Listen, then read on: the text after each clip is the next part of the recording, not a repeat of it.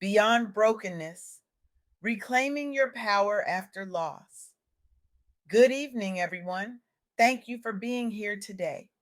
I stand before you humbled and honored to share insights from my profound conversation with Sakeenah Johnson, a woman whose story will forever change how you view resilience.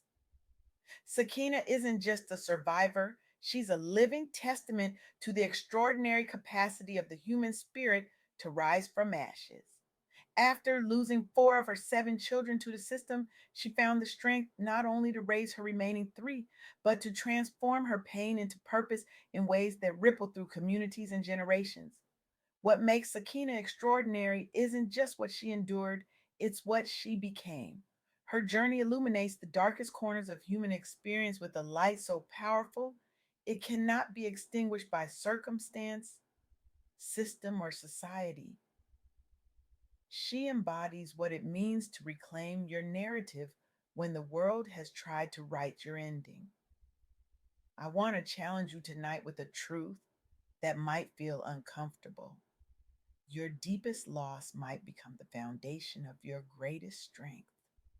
This isn't inspirational platitude, it's a radical proposition about human resilience that Sakina's life demonstrates with undeniable clarity.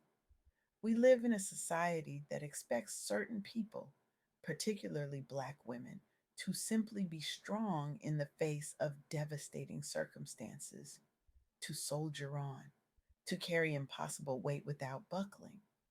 But what Sakina's journey reveals is revolutionary. The path forward isn't about being unbreakable, it's about allowing yourself to break open and then discovering what can grow from those fractured places. Let me be clear. This isn't about romanticizing suffering. It's about recognizing that our wounds, when acknowledged and tended to, can become portals to deeper purpose. The question isn't whether you'll experience loss, it's what you'll allow that loss to create within you. Tonight, I want to explore three transformative truths that emerged from my conversation with Sakeenah Johnson, truths that might fundamentally alter how you view resilience, faith, and community in your own life. The first truth is this: resilience isn't about bouncing back to who you were before loss, it's about growing into someone new because of it. When we experience profound loss, whether it's children, relationships, dreams, or identities, our instinct is often to try to recover what was taken, to get back to normal. But what if that's not actually the point? What if loss, as devastating as it is, creates space for something entirely new to emerge? Consider the story of Sakina Franklin, a senior human resources manager and U.S. Army veteran with over 20 years of leadership experience. After serving 22 years in the Army, including multiple deployments, Sakina transitioned to federal public service while raising her family through circumstances that would break many people.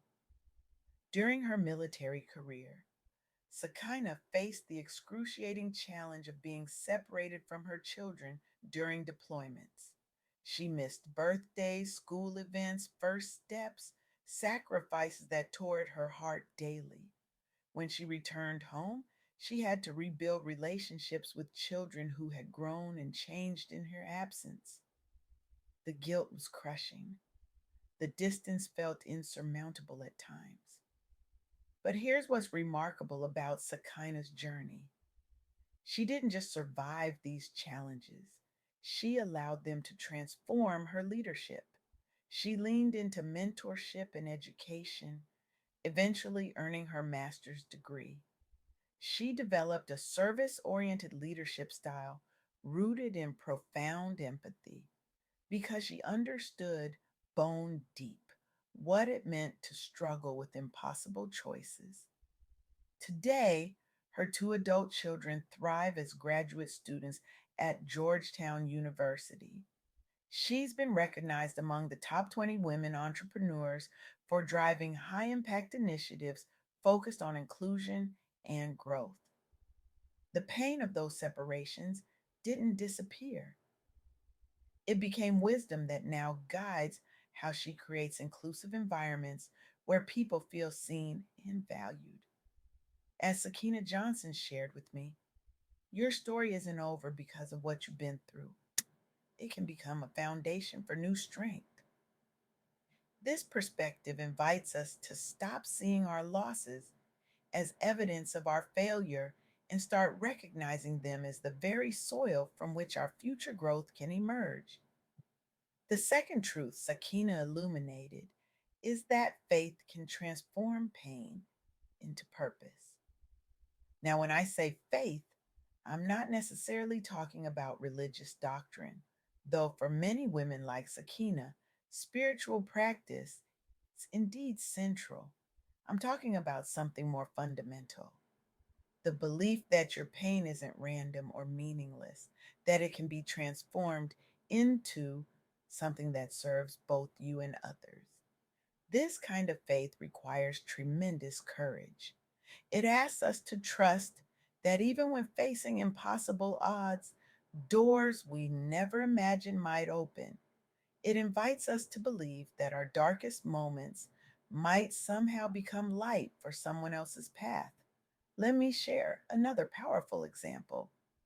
Isa SD, a Muslim African woman, founded Modify Thrift Shop, a business now celebrated throughout her community. As both a woman of color and an entrepreneur in an underrepresented industry segment, Asa faced significant barriers. She was also navigating the complex challenges of being an immigrant mother, balancing professional ambitions with family responsibilities. There were countless nights when Aisa questioned whether she could continue. The financial strain seemed unbearable. The cultural barriers felt impenetrable. The responsibility of raising children in a new country while building a business from nothing pushed her to breaking points she didn't know existed. But Isa held on to a vision larger than herself. She believed her struggle could create pathways for others. She didn't just build a business, she created an inclusive model, fostering economic empowerment for marginalized groups while creating space for cultural connection. Her thrift shop serves as both a retail outlet and a community hub where immigrant women find mentorship, support, and opportunity. Isa's success has inspired other women entrepreneurs locally, and she's gained recognition for her trailblazing efforts supporting diversity in entrepreneurship. But more importantly, she's created a space where other immigrant mothers can see possibilities for themselves they couldn't imagine before. This exemplifies what Sakeenah Johnson meant when she said, trusting in something greater than yourself, especially when facing impossible odds, opens doors you never imagined. Aisa's faith in herself, in her community, in possibilities beyond what seemed immediately available, allowed her to transform personal challenges into a platform that now uplifts others. This brings us to the third truth from my conversation with Sakina. You are not alone, and community matters profoundly. One of the most devastating aspects of loss is how isolating it can feel. When you've lost children to the system, when you've faced failure or rejection, when you've had to start over, these experiences can make you feel like you're the only one walking such a difficult path. But Sakina Johnson's message is clear. Sharing experiences and building connections with others who understand your journey can help turn isolation into empowerment. Recently, multiple Black women entrepreneurs were honored among top 20 women entrepreneurs. Women breaking barriers across creative industries despite facing unique obstacles, including systemic bias, lack of access to capital and resources, and societal expectations around motherhood and family structure. What united these diverse success stories wasn't just individual determination. They leveraged networks, pursued continuous learning and mentorship opportunities, and many cited faith and community support as critical motivators. Their accomplishments included being awarded recognition for innovation, creating jobs and opportunities within their communities, and serving as role models, encouraging others facing similar struggles. One entrepreneur described how she nearly abandoned her business after 3 years of struggle. Her savings depleted, her confidence shattered, she was ready to give up. But at a community event, she connected with another Black woman entrepreneur who had faced similar challenges 5 years earlier. This woman didn't just offer encouragement, she opened doors to resources, introduced her to key contacts, and provided practical guidance that transformed her business trajectory. Today, that once struggling entrepreneur employs 15 people from her community and mentors young women interested in business. She often says, "My success isn't just for me, it's for every woman who looks like me and needs to know it's possible." This collective rising illustrates what Sakeenah Johnson meant when she emphasized that sharing experiences and building connections with others who understand your journey can help turn isolation into empowerment. When we find our people, those who can witness our pain without flinching and celebrate our triumphs without envy, we discover resources of strength we never knew we had.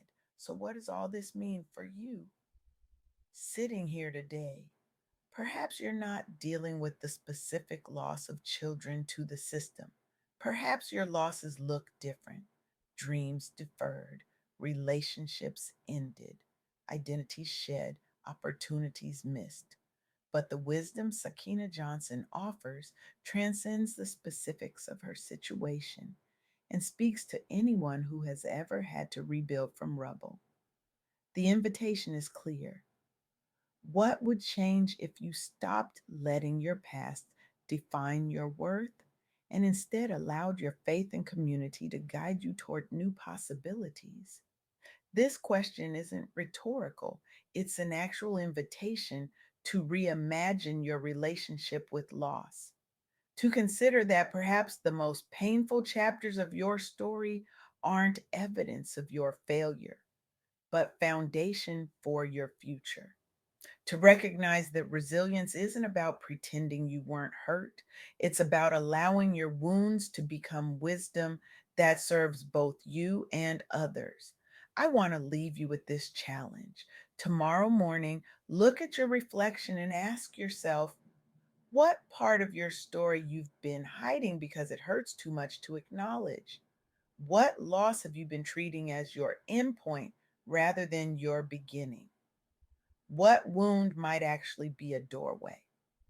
Then take one deliberate action toward reclaiming that narrative. Reach out to someone who has walked a similar path. Write down one truth about your experience you've never dared to voice. Offer your hand to someone still in the darkness you've begun to emerge from. Because here's what Sakeenah Johnson's journey ultimately teaches us: your brokenness is not the end of your story. It might just be the beginning of your greatest contribution to this world. Your deepest pain might become your most powerful gift to others. And in that transformation from victim to victor, from broken to breakthrough, you discover that you were never actually broken at all. You were simply becoming. Thank you.